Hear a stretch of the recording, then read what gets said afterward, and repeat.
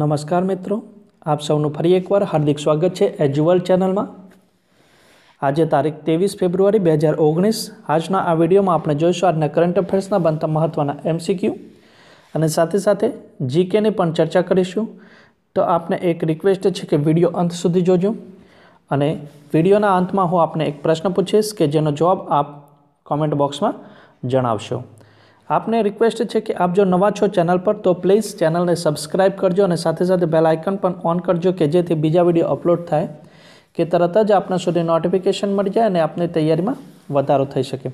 तो हवे आपणे जोईशुं आजना करंट अफेर्सना बनता महत्वना एमसीक्यू। प्रश्न, ताजेतरमां कोने स्पेनना ग्रेट क्रॉस ऑफ ऑर्डर पुरस्कारथी सन्मानित करवामां आव्या?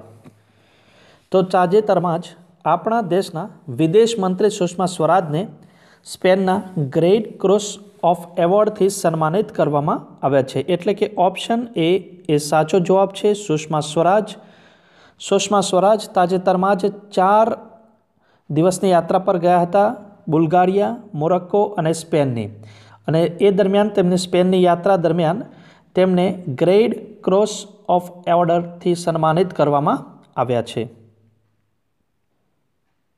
आप इमेज જોઈ શકો છો। આ છે વિદેશ મંત્રી સુષ્મા સ્વરાજ અને તેમને તાજેતરમાં જ સ્પેનના ગ્રેટ ક્રોસ ઓફ ઓર્ડર પુરસ્કારથી સન્માનિત કરવામાં આવ્યા છે। હવે અહીં આગળ મેં જે ઓપ્શન બી લખ્યો છે અમિતાભ ઘોષ, તો અમિતાભ ઘોષ એ વ્યક્તિ છે કે જેમને 2018નો જ્ઞાનપીઠ પુરસ્કાર પ્રાપ્ત થયો છે। તેઓ પ્રથમ ઇંગ્લિશ રાઇટર છે એવા, એટલે કે અંગ્રેજી લેખક એવા છે કે જેમને જ્ઞાનપીઠ પુરસ્કાર મળ્યો હોય। ત્યારબાદ આપણે જોઈએ અહીં આગળ મેં ઓપ્શન લખ્યો છે સિતાંશુ યશચંદ્ર, એ એક ગુજરાતી કવિ છે। આપ સ્ક્રીન પર જોઈ શકો છો, આ છે સિતાંશુ યશચંદ્ર મહેતા કે જેઓ ગુજરાતી કવિ છે અને તેમને 2017માં સરસ્વતી ચંદ્ર એનાયત કરવામાં આવ્યો છે। આપણે જાણીએ તેમના વિશે ડિટેલમાં। સિતાંશુ યશચંદ્ર મહેતા કે જેમનો જન્મ થયો હતો 18 ઓગસ્ટ 1941માં ભુજ, કચ્છ જિલ્લામાં। તેઓ વ્યવસાયિક કવિ અને વિવેચક છે। તેમને મુખ્ય પુરસ્કારો કયા કયા મળેલા છે? તો પદ્મશ્રી એવોર્ડ તેમને મળ્યો હતો 2006માં। ત્યારબાદ તેમને સાહિત્ય અકાદમી એવોર્ડ મળ્યો હતો 1987માં। ત્યારબાદ આપણે જોઈએ તો રણજીતરામ સુવર્ણચંદ્રક તેમને એનાયત કરવામાં આવ્યો હતો, એ પણ 1987માં। સરસ્વતી સન્માન તેમને પ્રાપ્ત થયું છે 2017ની સાલમાં। નેક્સ્ટ ક્વેશ્ચન આપણે જોઈએ કે તાજેતરમાં 7મા રાષ્ટ્રીય ફોટોગ્રાફી પુરસ્કાર એ કોના હસ્તે પ્રદાન કરવામાં આવ્યા છે? તો તાજેતરમાં જ 7મા રાષ્ટ્રીય ફોટોગ્રાફી પુરસ્કાર રાજ્યવર્ધનસિંહ રાઠોડ દ્વારા પ્રદાન કરવામાં આવ્યા છે। એટલે કે ઓપ્શન બી એ સાચો જવાબ છે, રાજ્યવર્ધનસિંહ રાઠોડ। તાજેતરમાં જ આપણા ખેલ મંત્રી છે રાજ્યવર્ધનસિંહ રાઠોડ ને 7મા રાષ્ટ્રીય ફોટોગ્રાફી પુરસ્કાર પ્રદાન કર્યા છે। આપ ઇમેજમાં પણ જોઈ શકો છો।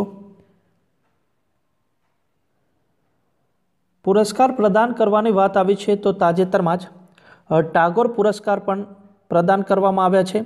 એ પણ આપણા રાષ્ટ્રપતિ રામનાથ કોવિંદ દ્વારા ટાગોર પુરસ્કાર પ્રદાન કરવામાં આવે છે। તાજેતરમાં જ તેમને 2014 માટે જે ટાગોર પુરસ્કાર છે તે રાજકુમાર સિંગાજીત સિંહને આપવામાં આવ્યો છે। ત્યારબાદ વાત કરીએ આપણે 2015ની, તો છાયાનાટ જે બાંગ્લાદેશનું સાંસ્કૃતિક સંગઠન છે તેમને પ્રદાન કરવામાં આવ્યો છે। અને 2016 માટે રામ સુતારને પ્રદાન કરવામાં આવ્યો છે ટાગોર પુરસ્કાર, કે જેમને સ્ટેચ્યુ ઓફ યુનિટીના શિલ્પકાર તરીકે ઓળખવામાં આવે છે। રામ સુતાર તેમને 2016 માટે ટાગોર પુરસ્કાર એનાયત કરવામાં આવ્યો છે। નેક્સ્ટ ક્વેશ્ચન જોઈએ કે જલિયાવાલા બાગ નરસંહાર પર પ્રતિબંધિત પંજાબી કવિતા છે ખૂની વૈશાખી ના લેખક કોણ છે? તો ખૂની વૈશાખીના લેખક છે નાનક સિંહ। ઓપ્શન એ સાચો જવાબ છે।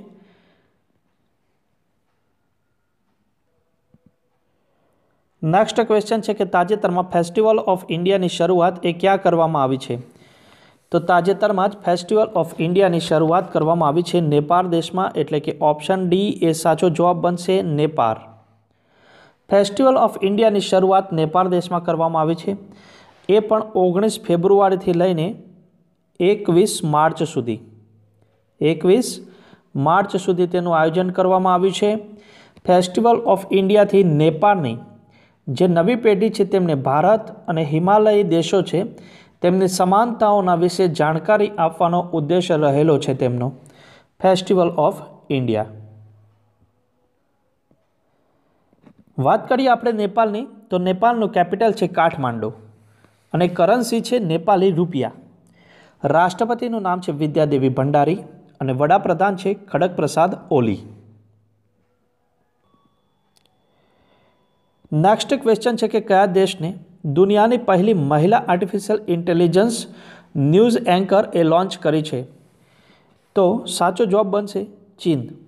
ચીને તાજેતરમાં જ દુનિયાની પહેલી મહિલા આર્ટિફિશિયલ ઇન્ટેલિજન્સ ન્યૂઝ એન્કર એ લોન્ચ કરી છે.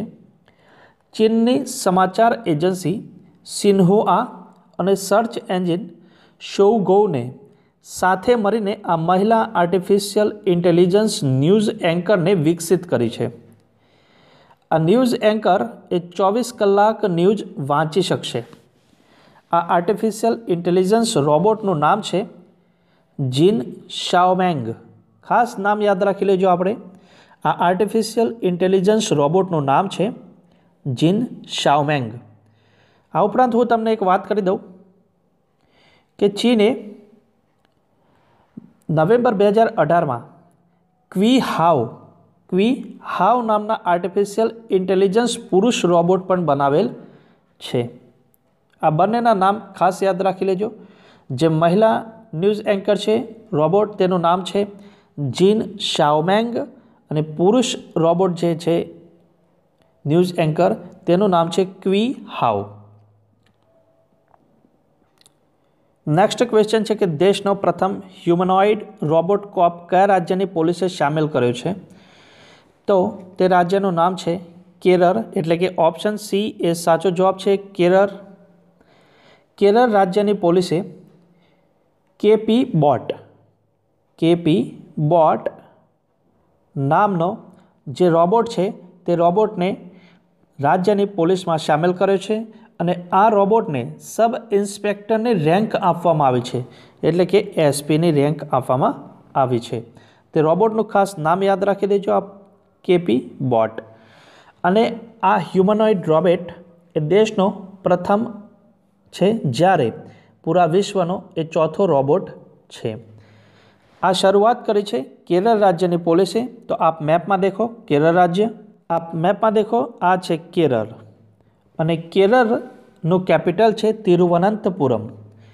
કેરળ રાજ્યની બોર્ડર એ ભારતના 2 રાજ્યો સાથે જોડાયેલી છે, કર્ણાટક સાથે અને તામિલનાડુ રાજ્ય સાથે કેરળની બોર્ડર એ જોડાયેલી છે. કેરળના મુખ્યમંત્રીનું નામ છે પિનરાઈ વિજયન અને રાજ્યપાલનું નામ છે પી સદાશિવમ. લોકસભાની 20 સીટ આવેલી છે, રાજ્યસભાની 9, વિધાનસભાની 141 સીટ આવેલી છે અને કેરળ રાજ્યનો સાક્ષરતા દર એ ભારતમાં સૌથી ઊંચો સાક્ષરતા દર છે અને તે છે 94%, 94%. નેક્સ્ટ ક્વેશ્ચન છે કે નીચેનામાંથી કોને બીસીસીઆઈના પ્રથમ લોકપાલ નિયુક્ત કરવામાં આવ્યા? તો ન્યાયમૂર્તિ ડી.કે. જૈનને બીસીસીઆઈના પ્રથમ લોકપાલ તરીકે નિયુક્ત કરવામાં આવ્યા છે. ન્યાયમૂર્તિ ડી.કે. જૈન, એટલે કે ઓપ્શન એ સાચો જવાબ છે. હવે બીસીસીઆઈના લોકપાલ ન્યાયમૂર્તિ ડી.કે. જૈન એ બીસીસીઆઈના જેટલા પણ વિવાદિત મુદ્દા છે તેમની પર તપાસ કરશે. અહીં આગળ જે મોસ્ટ ઇમ્પોર્ટન્ટ વર્ડ છે તે બીસીસીઆઈ છે. બીસીસીઆઈનું ફૂલ ફોર્મ શું છે તે સૌથી પહેલાં આપણે જાણીએ. તો તેનું ફૂલ ફોર્મ થાય છે the board of control for cricket in India. Repeat કરું છું, ઘણીવાર એક્ઝામમાં પૂછાયેલું છે અને આવા જ પ્રશ્નો પૂછાતા હોય છે, તો ધ્યાન આપજો આપ. The board of control for cricket in India, તેની સ્થાપના કરવામાં આવી હતી વર્ષ 1928માં. હેડક્વાર્ટર્સ ક્યાં આવેલું છે બીસીસીઆઈનું? તો BCCIનું હેડક્વાર્ટર્સ આવેલું છે વાનખેડે સ્ટેડિયમ ખાતે અને પ્રેઝન્ટ ટાઈમમાં તેના પ્રેસિડેન્ટ છે CK ખન્ના. નેક્સ્ટ ક્વેશ્ચન છે કે ISSF શૂટિંગ વિશ્વ કપ એ ક્યાં શરૂ થયો છે? તો ISSF શૂટિંગ વિશ્વ કપ શરૂ થયો છે નવી દિલ્હી ખાતે, એટલે કે ઓપ્શન ડી એ સાચો જવાબ છે, નવી દિલ્હી. નવી દિલ્હીમાં આ ISSF શૂટિંગ વિશ્વ કપ શરૂ થયો છે અને તેમાં લગભગ 60થી પણ વધુ દેશો એટલે કે 61 દેશોએ ભાગ લીધો છે તેમાં, અને સ્પર્ધકો છે 503થી પણ વધુ. હવે આપણે જાણીએ કે ISSFનું ફૂલ ફોર્મ શું થાય છે. તો ISSFનું ફૂલ ફોર્મ થાય છે ઇન્ટરનેશનલ શૂટિંગ સ્પોર્ટ્સ ફેડરેશન, અને આ જે ફેડરેશન છે તેની સ્થાપના થઈ હતી વર્ષ 1907માં અને હેડક્વાર્ટર્સ આવેલું છે મ્યુનિક, અને મ્યુનિક એ જર્મનીમાં આવેલું છે. ત્યાં ISSFનું હેડક્વાર્ટર્સ આવેલું છે અને પ્રેઝન્ટ ટાઈમમાં તેના પ્રેસિડેન્ટ છે વાલ્દિમીર લિસિન. હવે આપણે જાણીએ કે ભારતીય રાષ્ટ્રીય રાઇફલ સંઘના અધ્યક્ષ કોણ છે? તો ભારતીય રાષ્ટ્રીય રાઇફલ સંઘના અધ્યક્ષ છે રાનિન્દર સિંહ. નેક્સ્ટ ક્વેશ્ચન છે કે નીચેનામાંથી કઈ કંપનીએ US પાસેથી કાચું તેલ ખરીદવા માટે 1.5 બિલિયન અમેરિકી ડોલર સોદા પર હસ્તાક્ષર કર્યા છે? તો તે કંપનીનું નામ શું છે? ઇન્ડિયન ઓઇલ કોર્પોરેશન, એટલે કે ઓપ્શન એ એ સાચો જવાબ છે, Indian oil corporation. Next question છે કે બંધારણ મુજબ રાજ્યમાં રાજ્યપાલની નિમણૂકની જોગવાઈ એ કયા અનુચ્છેદમાં કરવામાં આવેલી છે? તો અનુચ્છેદ આવશે ઓપ્શન ડી 153 અનુચ્છેદ. ગઈકાલે મેં આ પ્રશ્નમાં પૂછ્યો હતો, પરંતુ તેમાં ઓપ્શનના કારણે ભૂલ થઈ ગઈ હતી, 135 થઈ ગયો હતો. તો તેનો સાચો જવાબ આવશે 153, અનુચ્છેદ નંબર 153.